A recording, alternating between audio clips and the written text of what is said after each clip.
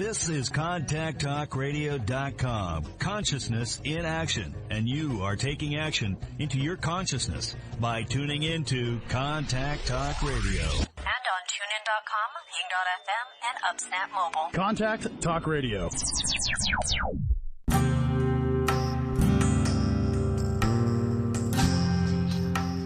Welcome to Spiritual Psychic with Sara Wiseman, where you'll learn how to unlock the secrets of spiritual intuition and your own psychic gifts. Here's Sara.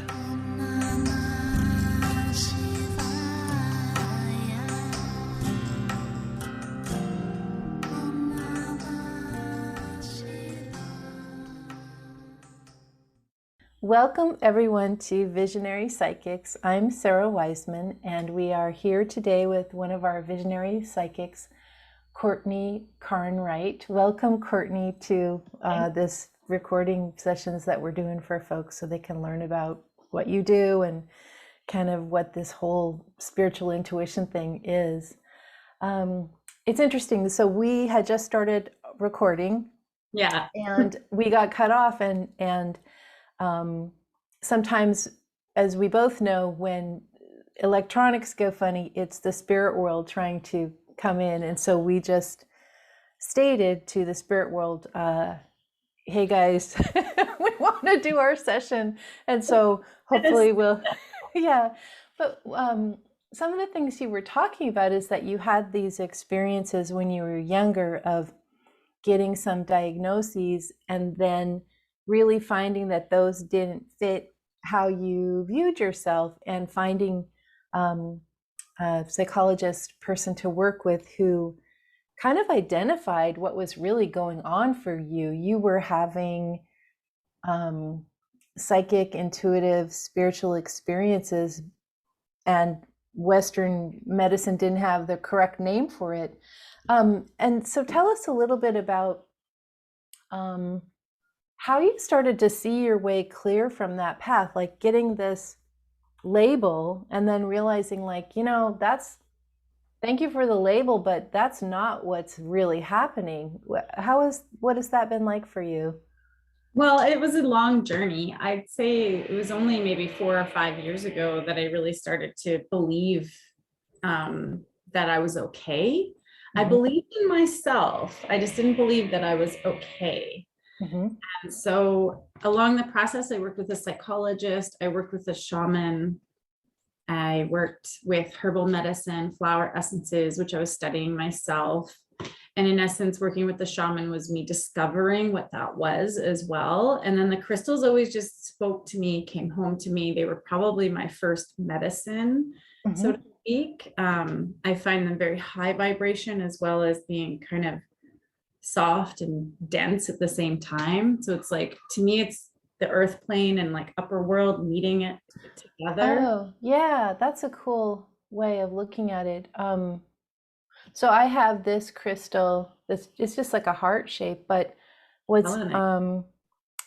somebody sent me this, actually one of the people that did this program sent me this a long time ago. And so often, not now so much, but for many years when I was doing readings, the first thing I would do is just, this is my crystal. This is the one that I held. And I'm realizing, like, it's I don't know if absorb, but it's experience with me or help me through so much. And then, I don't know if I can show this right, but like in here, like, see this big crystal in the back of me? Oh, yeah, certainly so do. we have a bunch of those. My husband went to here in the US, Tucson.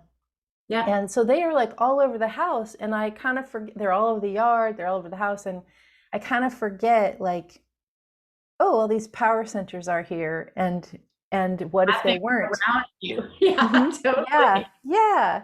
Absolutely. Yeah. So with you, and you've also talked about like working with flower essences and herbal essences, and that you said that they create, they're another way of entering the field. Tell us a little bit more about how you connect to, yeah, go ahead. Essences interact with your energetic body. it's an attempt to like capture the essence of the plant. So let's say you were sitting with the plant outside and just relaxing beside it, the way you feel, the kind of thoughts you're having, your almost even your desires, where you're headed somewhere in your like heart and mind. It's about like trying to wrap yourself around with that same energy when you're not with the actual plant. So you're kind of capturing its essence. It's kind of bizarre. Do you know that movie Perfume? I don't think so. Yeah. Anyway, it's kind of a dark film, so I shouldn't even bring it up. But it's you basically put live plant matter into water, and you put it under sunshine, moonlight, both, and allow for the vibration or the life force is what it really feels like to move into the water. And then you can kind of capture that, but you need live water. So you can't use distilled water because it doesn't really have a life force to connect to. And then you obviously stabilize it with alcohol, or you can make glycerite for kids or people who don't want to have alcohol or can't. And there's this vibrational medicine. And I do not at all believe you have to ingest it at every, like you can really put it on your chakras or your energy centers, you know, where you need it. Yeah, it's like finding the energetic essence of that. I'm going to call it a being, each plant as a being or a being essence. Yeah. And then sort of allowing yourself to have a vibrational matching with that essence or being is kind of how I'm thinking about it. Yeah. Yarrow, like yellow, white yarrow flowers, they're excellent at protecting your energetic bubble or your sphere.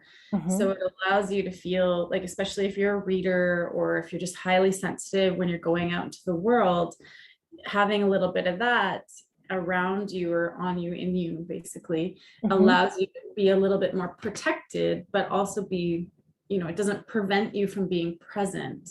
It just feel your own bubble so that you're kind of safe, protected, and feel confident. And especially when I was transitioning from being in the allopathic world of Western medicine to these more like, I'd say natural, organic ways of being for all life forms, but humans, I really felt I needed that to feel like kind of safe walking in the world, because at that time, especially, I didn't really have the tools to manage energy, my own or someone else's. So it was a real gift to have a plant being help me through that.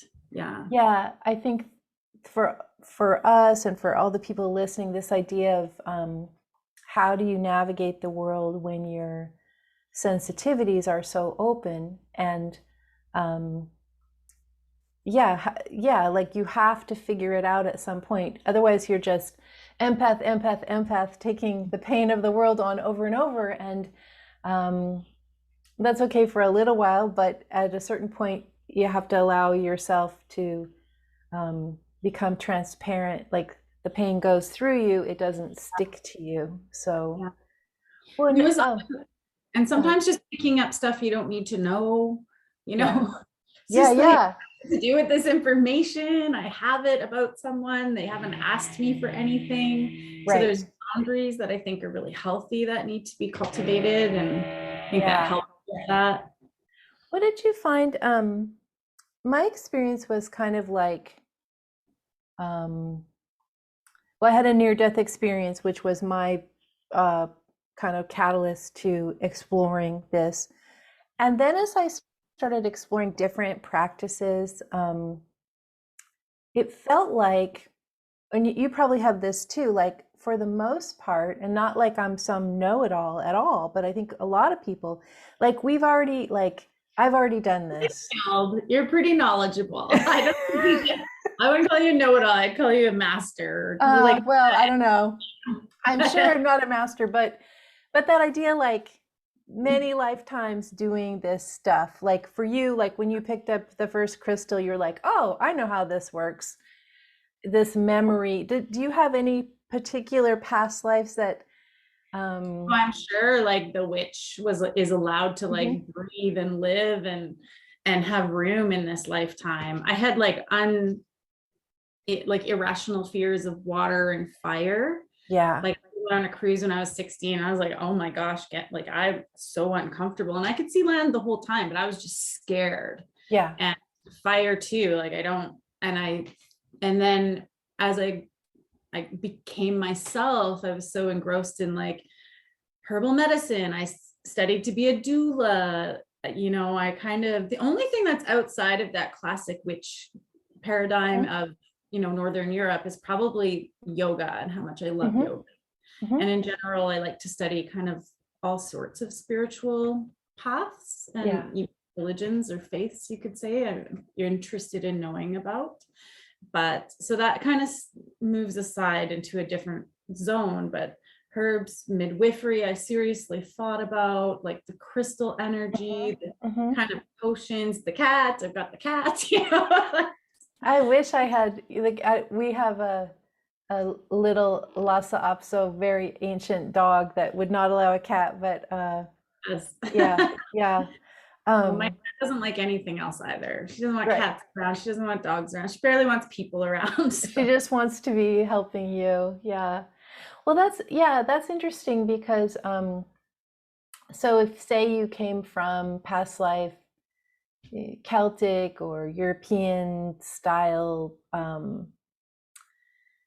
pagan style, druid, some of that, I'm not using all the right words. And then other people, like my husband comes from the traditions more of energy healing, Kundalini, yoga, that style.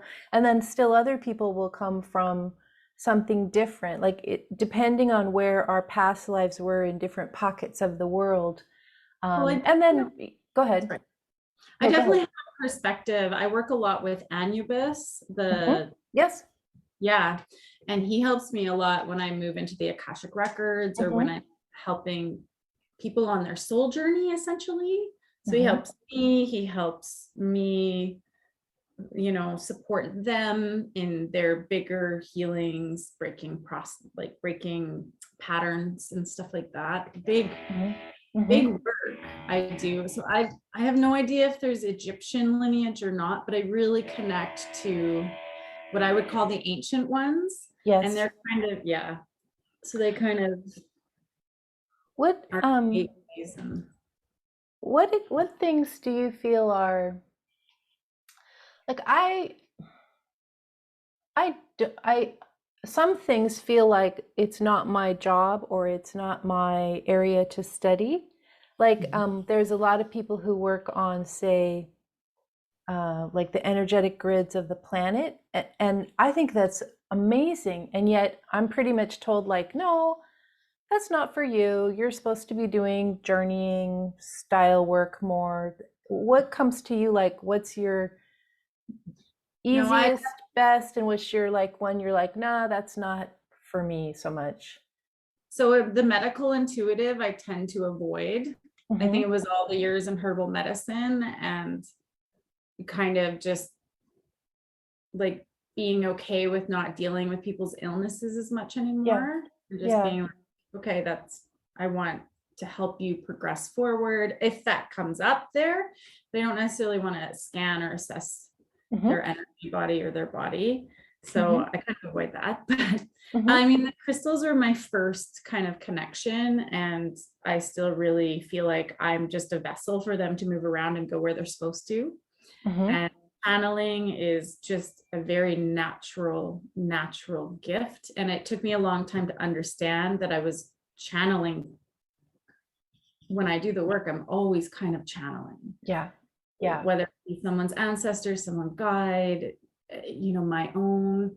And then I feel like figuring out the ley lines is a little much for my brain. Like I don't necessarily love doing all the like technical study, but I will go out and practice it. You know, I'll go out to the land and I'll sing to it and I'll drum to it and I'll move energy with my own energy and kind of connect and send prayers and clear, but I don't necessarily try to figure all that stuff out. Yeah. Well, and it's always fascinating to me, like this idea of like I'll be out say, I like to go in nature a lot. I'll be out in a field. And before this work, I just thought a field is, just I'm in a field. And now I'm like, oh my gosh, I'm with millions of beings. Like, Yeah, totally. like, wow. It's overwhelming sometimes. Yeah, it's like, this is like how it always is. Or if a person that didn't know what a tree was came and saw all these trees living amongst us, they'd be like, why are you people not understanding what this is? These are beings right by your house, just like giants or something. And conscious beings. So it's so fascinating that here we are with all of When this. I was a little girl, I lived on the prairies and I would have to walk across the field to my school. So this is like maybe 2 city blocks, like nothing major, but when you're like 6 to 8 years old, it's massive, right? Yeah. But when I was in grade 1, so I don't know, I was a little bit younger when I started school, so maybe 5 or something. I would zigzag across the field. And what I was doing is I was listening for like the bugs and the animals. And I was like trying not to step on anything. Yeah. But I had a real consciousness or awareness of their existence. Right. Yeah. I mean, obviously that disappeared for a long time. It really did. Like the classic thing of growing out of childhood, being told certain things don't exist, like all that happened to me.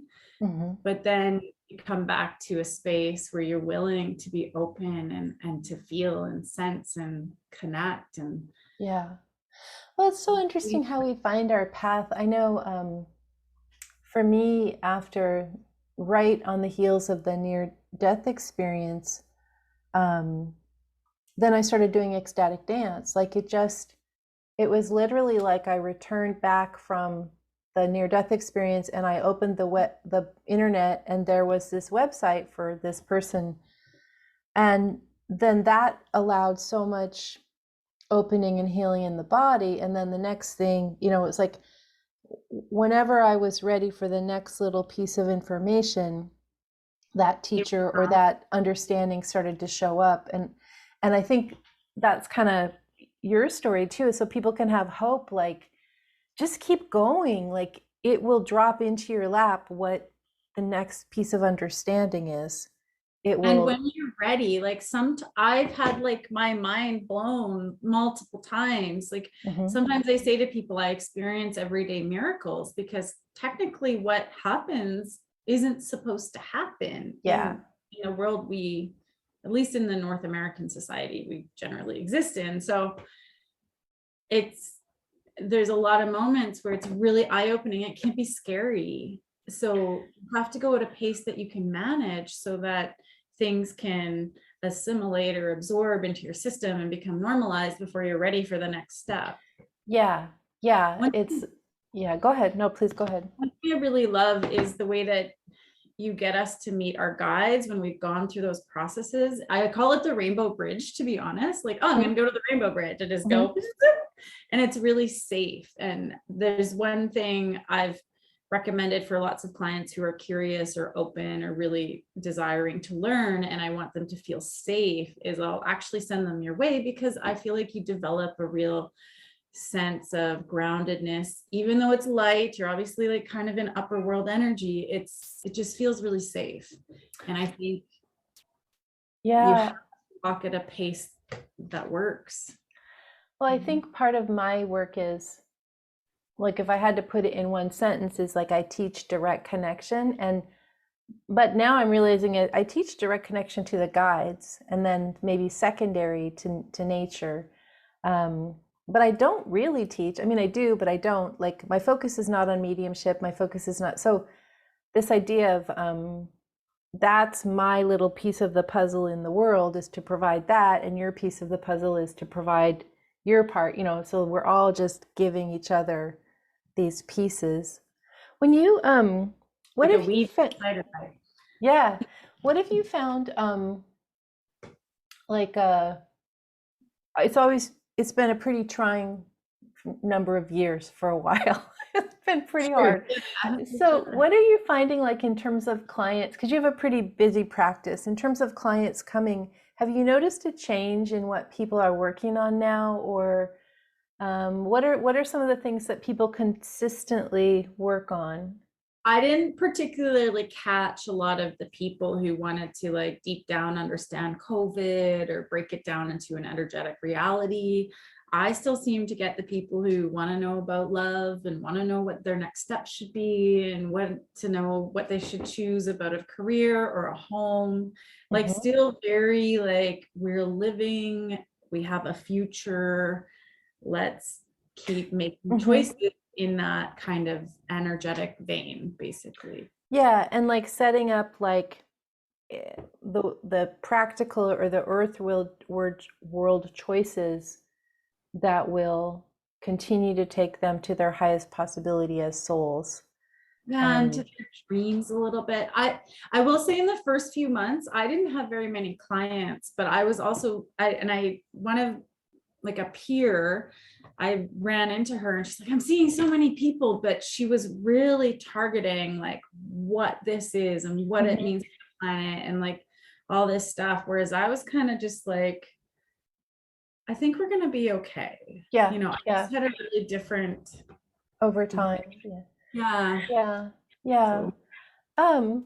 Well, I think this is perfect for what we've discussed, and I want to thank you so much for being a part of this Visionary Psychics series and help people get to know who you are and what you're doing. And I'll put the information down below so people can reach out and contact you.